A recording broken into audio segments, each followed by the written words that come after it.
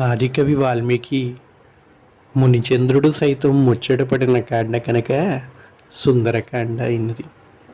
శ్రీరామచంద్రుని బాల్యానికి విద్య వివాహం చిత్రించి దానికి బాలకాండ అని నామకరణం చేశారు. సీతారాములు అయోధ్య వదిలే వరకు జరిగిన కథను అయోధ్యకాండగా చెప్పారు. వారు వనవాసంలో అరణ్యంలో గడిపిన కథని మొత్తాన్ని అరణ్యకాండగా చెప్పారు. కిష్కింద నగరంలో గడిపిన జీవిత గాథను కిష్కిందకాండగా వర్ణించారు. ఇక రామరావణాసురుడు యుద్ధాన్ని మొత్తాన్ని కూడా యుద్ధకాండగా వాల్మీకి మహర్షి వర్ణించారు.